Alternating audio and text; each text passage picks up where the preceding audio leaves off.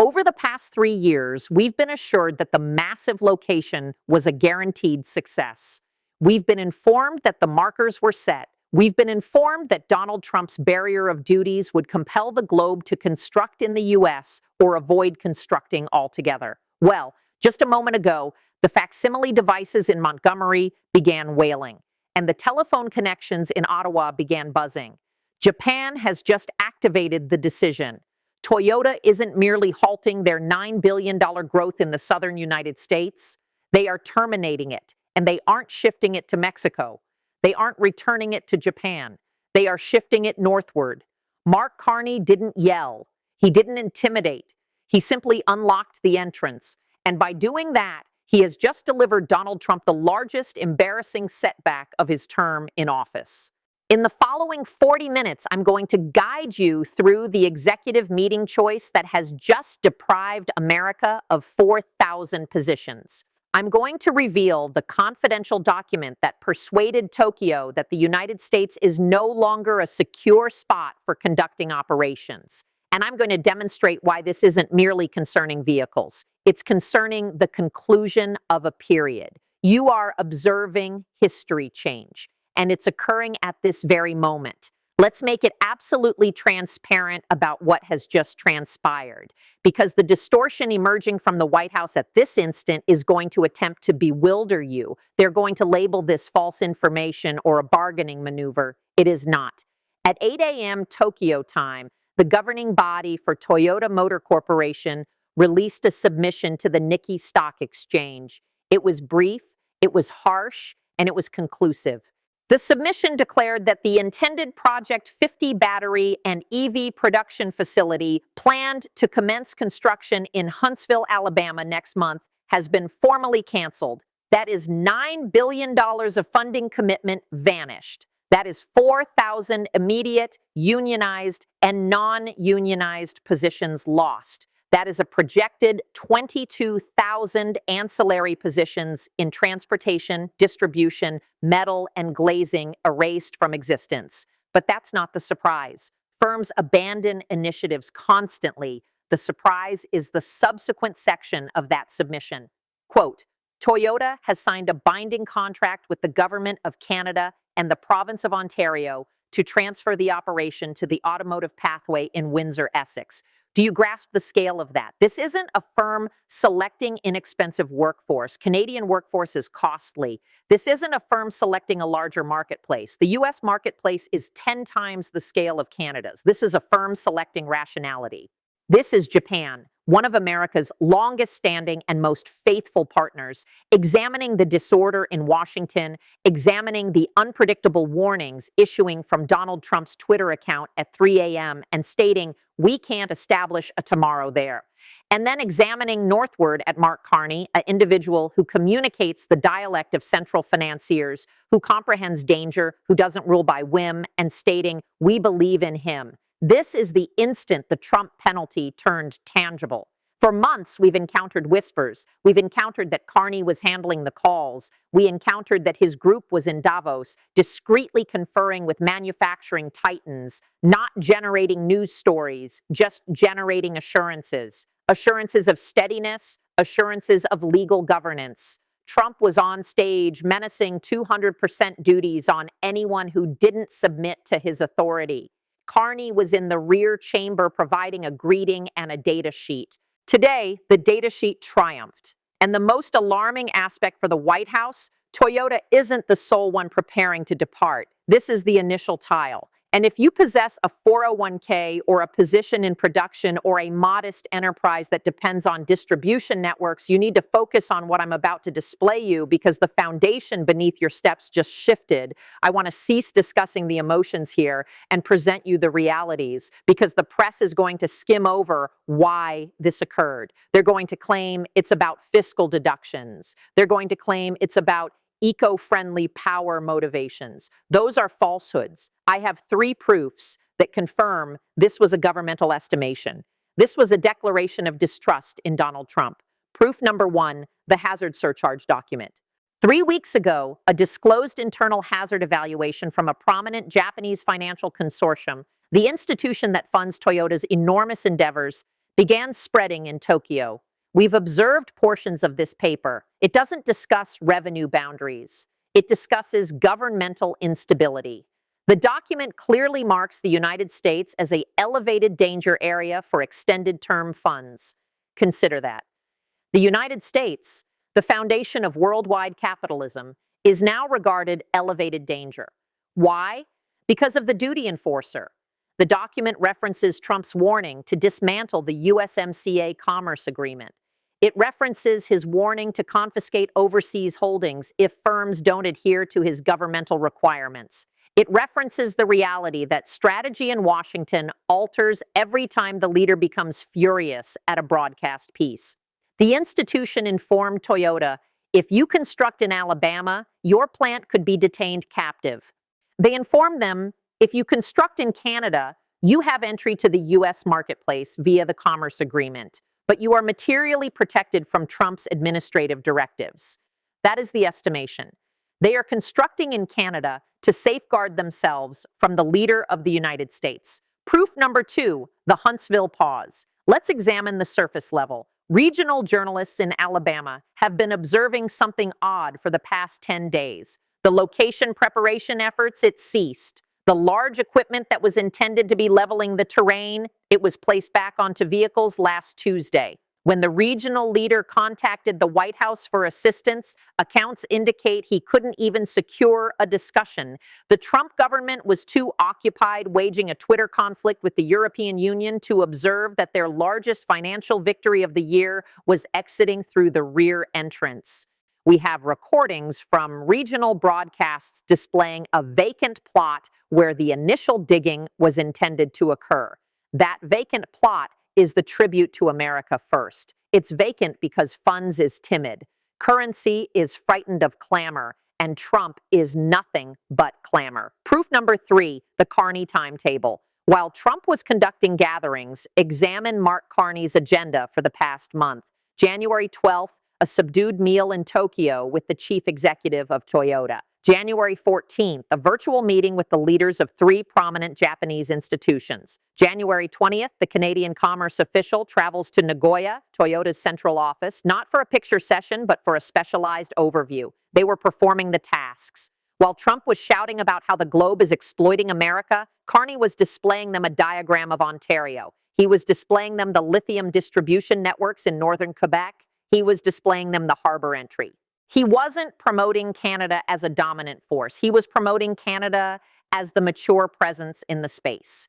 And here is the crucial point. Informants in Ottawa are indicating that Carney provided Toyota a particular assurance, an independence barrier. Basically a commitment that if the U.S. attempts to impose unlawful duties on these Canadian-produced vehicles, the Canadian administration will absorb the variance until the tribunals invalidate it.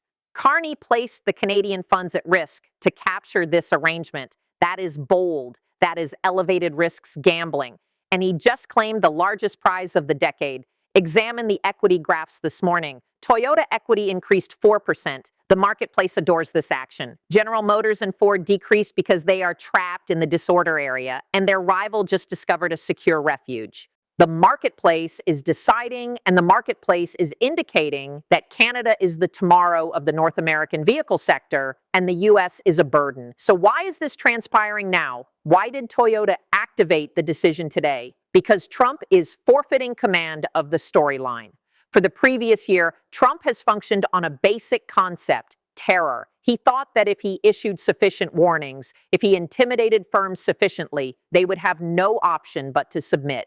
He believed he possessed all the influence. He believed the U.S. buyer marketplace was so vast that no one could manage to abandon it. He overlooked one element. You don't require to be in the U.S. to market to the U.S. Canada is directly adjacent. It's over a span. It's over a stream. Trump attempted to erect a barrier around the American finances, but he confined the firms inside with him. And now they sense confined. Every time Trump declares a fresh duty, he believes he's being powerful.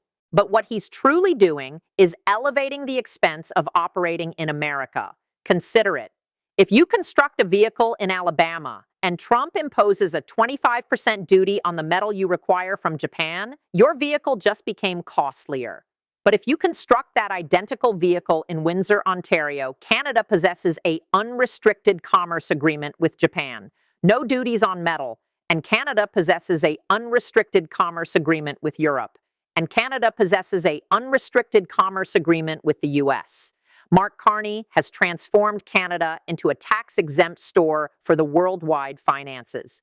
And Trump can't determine how to halt it. He is responding. You can observe it in his conduct. Accounts from the West Wing this morning portray complete rage. Assistants are being dismissed. Telephones are being hurled. He's warning to prohibit Toyota from marketing vehicles in America, but he can't. If he prohibits Toyota, he ruins the sales outlets in Texas, in Florida, and Ohio. He ruins the repair workers. He elevates the cost of secondhand vehicles for you, the elector, by 30% immediately. He is confined, he can yell, he can post, but he cannot halt an independent firm from concluding that his guidance is too hazardous. This is the collapse of the intimidator approach. When you intimidate your partners, they don't just accept it, they coordinate.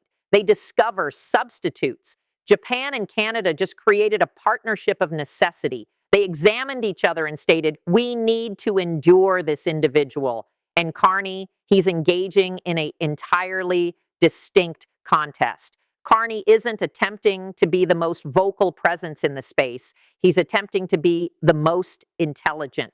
While Trump is fixated with the equity marketplace figure for today, Carney is examining where the distribution networks will be in 10 years. Carney understands that the globe is shifting away from petroleum and toward power. He understands that the power sources need resources. Canada possesses the resources. He understands that producers need pure power.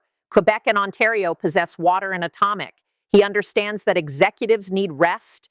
They need to understand that the regulations won't alter tomorrow morning. Carney is promoting mundane. And at this moment, mundane is valued at billions. You have to comprehend, for an executive of a worldwide firm, Trump is a horror. You can't organize. You can't allocate. You don't know if he's going to arise and proclaim your item unlawful. Carney is the remedy to that horror. He positions at the platform, modifies his spectacles, and communicates in full phrases. He discusses structures. He discusses reliability. It's not thrilling television, but it is precisely what currency desires to perceive. And that is why Trump is forfeiting. He believes this is an entertainment program. He believes the victor is the one who obtains the most viewership. But this is the worldwide finances, and the victor is the one who obtains the plants. Today, Canada obtained the plant, and America obtained the viewership. Let's delve further into Carney's approach here, because this is an expert lesson in contemporary national strategy. Most Canadian chief executives, when confronted with U.S. force, they yield. They attempt to be polite. They attempt to prepare a dessert for the leader and hope he doesn't injure them. Carney didn't prepare a dessert. He constructed a stronghold. He recognized that Canada cannot rival the U.S. on scale. He can't rival on armed strength, but he can rival on capability. He placed Canada as the Western substitute. The presentation to Toyota wasn't, we are superior to America. The presentation was, we are America minus the turmoil. We communicate English. We utilize the identical power outlets. We view the identical films. We travel on the identical side of the path, but we don't have a leader who warns to confiscate your holdings. It is an ingenious division approach, and observe how Carney accomplished this. He didn't declare it until the agreement was finalized. Trump declares arrangements that don't materialize. He conducts media sessions for plants that never get constructed. Carney delayed. He permitted the attorneys to complete the documents. He permitted the funds to reach the financial institution. And then he permitted the globe to learn. This indicates to every other executive, to Apple, to Samsung, to BMW, that Carney is an earnest participant. If you disclose an arrangement with Trump, he might destroy it just to be the focus of interest. If you execute an arrangement with Carney, it remains completed. This is going to initiate a rush. I assure you, at this moment, in executive suites in Seoul, in Berlin, in London, managers are examining this Toyota update.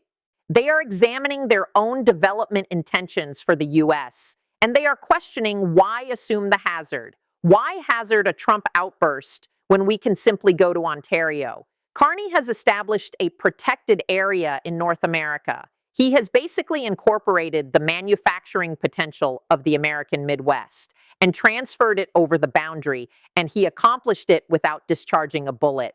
He accomplished it with a greeting. This is what independence appears like in the 21st century. It's not about possessing the largest military. It's about possessing the most dependable institutions. It's about possessing the most dependable administration. Carney is wagering that in a globe of disorder, steadiness is the most precious asset. And today, that wager yielded $9 billion. Now, I want to speak to you personally. I want to speak to the person in Ohio, the household in Michigan, the employee in Alabama who just received the unfortunate update.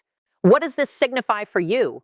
You might be considering, well, it's merely one plant. Who concerns?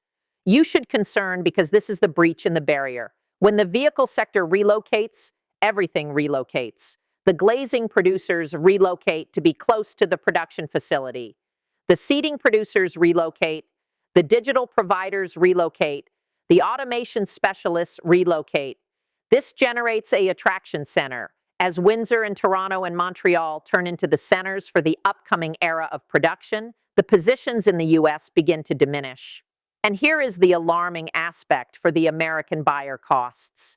If these vehicles are constructed in Canada and Trump chooses to impose a duty on them out of resentment, who covers that duty? Toyota doesn't cover it. Mark Carney doesn't cover it. You cover it. If Trump imposes a 20% duty on Canadian vehicles, the cost of your next automobile just increased $8,000. Carney understands this. He understands that Trump can't manage to harm American electors that severely. He understands that rising prices is the one element that can ruin a term in office. So Carney is detaining the American finances captive. He is basically stating to Trump, proceed, impose on us, but you'll be imposing on your own electors. You'll be increasing rising prices in your own pivotal regions. It is an influence snare.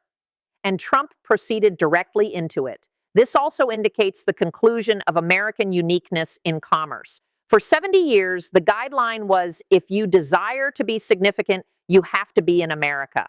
Toyota just violated that guideline. They demonstrated you can be significant. You can be worldwide, and you can circumvent the United States completely. If this pattern persists, the U.S. ceases being the hub of the globe. It turns into an isolated land of elevated costs, furious governance, and decaying plants, while the remainder of the globe, Canada, Europe, Asia, constructs a system around it. That is the peril. That is the genuine danger to countrywide protection. Not newcomers, not China, but the forfeiture of financial importance. And the individual accountable for that forfeiture is positioned in the Oval Office, posting about how he's succeeding. There is an image spreading on social platforms at this moment that ideally depicts this instant. It was captured an hour ago in Huntsville, Alabama. It displays a linked barrier around the location where the Toyota facility was intended to be. There's a notice attached to the barrier. It's worn. It says, arriving shortly 4,000 American positions. And directly adjacent to that notice, an employee is removing the American banner. He's creasing it. You can observe the particles rising around his footwear.